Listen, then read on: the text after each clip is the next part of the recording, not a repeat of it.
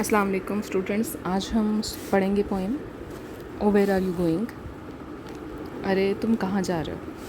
W.H. Orton की poem है। इसकी उर्दू एक्सप्लेनेशन पढ़ेंगे, सिंबल, इमेजरी, क्वेश्चन आंसर्स आपको समझाने की कोशिश करूँगी, इंग्लिश और उर्दू दोनों में। अच्छा जी, ओवरव्यू का मतलब जर्नल थीम इसकी क्या है, जर्नली इसमें किस चीज़ की बात हो रही है। तो ओवरव्यू इसका ये है कि एक ड्रामेटिक डायलॉग है दो वॉइसेस के दरमियान। एक जो है वो थोड़ी सी डरी हुई आवाज़ है और दूसरी जो है वो थोड़ी डिटर्मिन्ड है, बहादुर है, वो जाना चाह रही है। अच्छा, दो इमेजिनरी, दो ख़याली किरदार हैं। एक की थोड़ी पॉजिटिव सोच है, दूसरे की नेगेटिव सोच। एक बाहिम्मत है, आगे बढ़ना चाह रहा है, और एक जो है वो दूसरे को, खुद तो वो आगे नहीं जा रहा, दूसरे को भी रोक रहा है, ये बता के कि रास्ते में क्या क्या मुश्किलात पेश आ सकती हैं, क्या क्या प्रॉब्लम्स उसे हो सकती हैं। अच्छा जी, इसको पढ़ते हैं हम। पहले हम इसके मेन कैरेक्टर्स चलें डिस्कस कर लेते हैं। एक क्वेश्चनर है जो सवाल कर रहा है, जो डरी हुई आवाज़ है वो क्वेश्चनर की है, नर्वस है, स्केयर्ड है, डरा हुआ है। उसको हमेशा डेंजर ही नज़र आ रहा है, ख़तरा ही नज़र आ रहा है, उसे कोई पॉजिटिव चीज़ नज़र आ ही नहीं रही है। मतलब वो अपने जो जोन होता है, अपना क्रिएट किया हुआ अपना जोन होता है, कंफर्ट जोन जिसको हम कहते हैं, उसी में रहना चाहता है। जो दूसरा है आंसरर है, वो काम है, डिटर्मिन्ड है, आगे जाना चाहता है और अपने कंफर्ट जोन से आगे निकलना चाहता है। आपने बहुत सारी बातें सुनी होंगी जिसमें होगा कि इंसान अपनी कंफर्ट जोन को छोड़ता है तो वो कुछ आगे अचीव कर सकता है। चले जी, पहला पढ़ रही हूँ जी आपके लिए stanza. O where are you going said reader to rider. Rider होता है जो किसी चीज़ पे सवार है, घुड़सवार आप कह सकते हो। The valley of fatal when furnaces burn. Fatal का मतलब होता है ख़तरनाक किस्म की, हलाकत अंगेज़। फर्नेस होती है आग, आगे जो है वो आगे वादी है जिसमें आग ही आग है, मार देने वाली। Yonder the maiden whose order will madden. कहता है दी यॉन्डर्स का मतलब इधर उधर, मेजन का मतलब गलाजत के ढेर हैं बड़े बड़े, ऑर्डर का मतलब बदबू है, विल मैडन पागल, कहते हैं तुम्हें पागल बना देगी उसकी बदबू। That gap is grave where the tall return. Gap का मतलब खाई है, खाई से मुराद यहाँ पर मुसीबतें भी हो सकती हैं। तो ग्रेव का मतलब बहुत बड़ी है, और जहाँ पे टॉल रिटर्न का मतलब है, टॉल इससे यहाँ मुराद लंबा नहीं है, यहाँ से मतलब है कि बड़े बड़े बहादुर सूरमा भी वहाँ से वापस आ गए हैं, ऐसी जगह वो। अच्छा जी, इसके बाद हम पढ़ेंगे जी, फिर से बता रही हूँ कि दो इमेजिनरी पर्सनस हैं जिनके दरमियान में ये मुकालमा हो रहा है। एक फियरलेस है, एक डिटर्मिन्ड है, रेडी टू फेस डेंजर है, डिफ़िकल्टीज़ है, जबकि एक फ्राइटेंड है, खौफज़दा है और दूसरे को रोकना चाह रहा है। अच्छा, पहले वो उससे पूछती है कहाँ तुम जा रहे हो, फिर मेंशन करता है बहुत सारी हॉन्टेड के नीचे जो वैली है वो हॉन्टेड भी है, आग भी जली हुई है, प्रॉब्लम्स भी हैं। लेकिन जो ट्रैवलर है वो फिर से आपने एक ही देखना है कि वो काम है और अभी कोई आंसर भी नहीं दे रहा और वो रेडी टू गो है। अगला है जी सेकंड स्टैंजा। और do you imagine said fearer to farer. कहता है क्या तुम तसव्वुर कर सकते हो, फियरर जो है डर खौफज़दा इंसान जो है, वो फारर का मतलब दूर जाने वाला, यानी मुसाफिर को कह रहा है। The dusk will delay on your path to the pass. जब तुम जाओगे तो रास्ते में ना अंधेरा भी हो जाएगा। You are diligent looking discover the lacking. तुम्हें मुहतात रहना पड़ेगा, लेकिन फिर भी वो तुम्हारी जो है ना कमी जो तुम्हें होगी वो तलाश कर लेगा। यानी कि तुम जितने मर्ज़ी मुहतात रहो, तुम्हें ये जो ख़तरा है इसको फेस करना पड़ेगा। Your foot step feel from granite to grass. कहते हैं तुम्हारे जो कदम है उसमें पत्थर भी आएंगे और घास भी आएगी। यानी एक दफ़ा फिर से क्या प्रॉब्लम्स है कि सब प्रॉब्लम्स ही बता रहा है रास्ते की। तो क्या क्या इसमें उसने स्पेशली निशानदेही की है।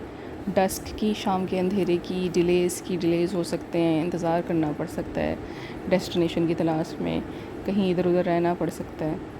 कहता है डिलिजेंट, जितने भी तुम मोहतात हो जाओ, करेजस हो जाओ, लेकिन इतनी प्रॉब्लम्स हैं रास्ते में कि तुम्हें जो है वो तुम्हारा जो हौसला है वो टूट जाएगा। लेकिन फिर से आप देख रहे हैं कि जो हमारा जो फादर है वो काम ही है और he is confident and ready to keep going. अगला है O what was that bird said horror to hearer. फिर से हॉरर जो है वो दहशतज़दा इंसान है, हियरर अब जो सुन रहा है वो। Did you see that shape in the twisted trees. Shape, यहाँ पे भूत प्रेत की बात हो रही है। कहते वो तुमने वो साया देखा है, ट्विस्टेड उलझे हुए दरख्तों के पीछे जो साया वो देखा है तुमने। Behind swiftly the figure comes softly. पीछे से जल्दी से आती हुई एक जो जिसामत है वो तुमने देखी है। मतलब अगेन यहाँ पे साये की बात हो रही है, अननोन की बात हो रही है, अननोन ख़तरा, भूत प्रेत की बात हो रही है। The spot on your skin and a shocking disease. उसने बोला तुम्हारी जो स्किन है, तुम्हारी जो जल्द है, उसके ऊपर ना अजीब किस्म के खौफनाक मर्ज़ के निशान बनेंगे। यानी तुम जगह जगह जाओगे, ज़ाहिरी बात है बहुत सारी चीज़ें फेस करोगे, उसमें बीमारी भी है। पहले वो सिर्फ जगह बता रहा था कि ये चीज़ ये प्रॉब्लम्स आ सकते हैं, वो पता तुम्हारे पे बीमारी भी आ सकती है। तुम्हारे पे जो है वो कोई भी ऐसी मुसीबत आ सकती है, एक्सीडेंट हो सकता है, तुम किसी प्रॉब्लम में पढ़ सकते हो। ये सारा फिर से उसे डरा रहा है। चले जी अगला हम पढ़ें। Out of this house said writer to reader, you never will said farer to fearer, they are looking for you said hearer to horror, as he left them there. इस घर के बाहर घुड़सवार ने बोला अब रीडर से, तुम कभी हिम्मत नहीं करोगे, वो तुम्हें तलाश कर रहे हैं। सुनने वाले ने दहशत ज़दा से कहा। फिर वो सब खौफ वहीं छोड़कर रवाना हुआ और इन्हें वहीं छोड़ गया। यानी कि उसने सिर्फ इतनी सी बात की है कि तुम्हें ना इस घर के बाहर तुम्हें यही नज़र आनी है, तुम्हें ये परेशानी ही नज़र आनी है। तुम अगर ये तुम्हें नहीं छोड़ो, अगर ये हर्डल्स को तुम फेस, ट्रबल्स को, गोस्ट्स को, मिस्ट्रीज़ को तुम नहीं फेस करना चाहोगे तो तुम्हें कुछ मिलेगा भी नहीं। ये कह के उसने उसको जवाब दिया है और वहीं से उसे सब कुछ छोड़ के चला गया। कहने का मकसद क्या है कि they remains unsuccessful all their lives who don't even dare to go on their own ways. A man have to make their own ways.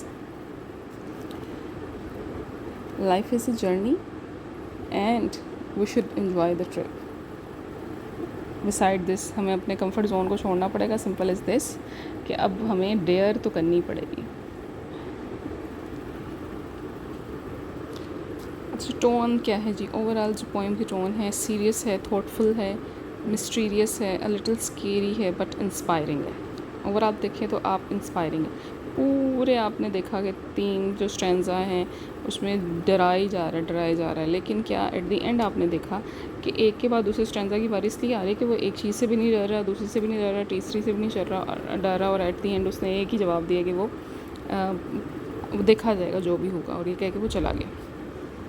अच्छा जी, मैसेज क्या है पोएम का? Don't let fear hold you back. अपने खौफ को इजाज़त ना दें कि वो आपको पकड़ के रखे, आपको पीछे की जानिब खींचे, यानी आगे जाने से रोके। Be strong even when things seem dark, keep moving forward in life no matter what. आगे चलते चलो, इवन चीज़ें हैं वो तुम्हें बिल्कुल स्याह नज़र आएँ, नज़र भी ना आ रहा हो, वो समझ भी ना आ रहा हो कि मतलब आप पढ़ाई करना चाह रहे हो, आपके फ़ंड्स कौन अरेंज करेगा, आपके पीछे घर का काम कौन करेगा, इसके बाद आपको कोई जॉब मिलेगी कि नहीं मिलेगी। फिर भी अगर आप जारी रखते हो अपना सफ़र तो इंशाल्लाह आप लोग कामयाब होगा। क्वेश्चन आंसर्स हैं। Why do you think the poet used 2 voices? आपके ख्याल में पोइट ने 2 आवाज़ें क्यों इस्तेमाल की हैं? अच्छा जी, ऑर्डन ने 2 आवाज़ें इसलिए इस्तेमाल की हैं कि एक फियरफुल है, खौफज़दा है, और एक ब्रेव है।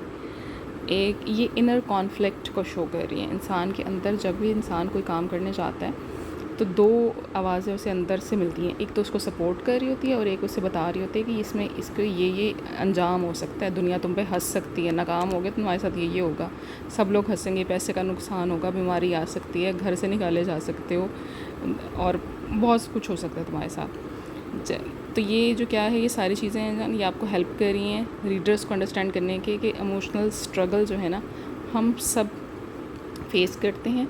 कोई भी डिफ़िकल्ट डिसीजन लेने से पहले हमारे अंदर एक इमोशनल स्ट्रगल चलती है। What does the brave traveller represent in the real life? जो बहादुर वाला जो ट्रैवलर है वो हमें क्या रिप्रेजेंट कर रहा है? अच्छा जी, the brave traveller represent anyone who choose to move forward in life despite challenges and fear. जो आगे जाना पसंद करता है तमाम मुश्किलात के बावजूद, इस चीज़ को रिप्रेजेंट कर रहा है। It could be a person following their dreams, ये कोई भी इंसान हो सकता है जो अपने ख्वाबों को पीछा कर रहा है, जिसका टेकिंग रिस्क, उसके लिए रिस्क ले रहा है, फेसिंग प्रॉब्लम, उसके लिए प्रॉब्लम्स फेस कर रहा है बड़े हौसले के साथ। Can you think of a time you had to be brave like the traveller? कहते हैं अपनी ज़िंदगी को ऐसा वक्त आपको याद है जब आपको ट्रैवलर की तरह जो है वो बहादुर बनना पड़ा? तो ये मेरा ख़्याल है कि हर इंसान की ज़िंदगी में आते हैं, बेशक छोटे हों या बड़े हों। तो ये ये this will vary by student. Vary का मतलब होता है कि डिफरेंट हो सकता है, हर वेरिएशन हो सकती है, हर स्टूडेंट का डिफरेंट आंसर हो सकता है। और आपने लिखना है yes I had to be brave when I moved to new school. मुझे जब नई जगह पे जाना था, आप कॉलेज लिख सकते हो, मुझे ब्रेव होना पड़ा। I was nervous and unsure, मैं बिल्कुल नर्वस था, but I choose to face it with confidence and like the traveller in the poem. मैंने इसको बड़े हौसले के साथ बर्दाश्त किया, जैसे कि ट्रैवलर जो है इस पोएम में करता है। या आप नई जगह के लिए लिख सकते हो, कॉलेज के लिए लिख सकते हो, कोई नया फ्रेंड्स बनाने के लिए लिख सकते हो, आपकी फैमिली आ जाए तो उसके लिए लिख सकते हो। अच्छा जी।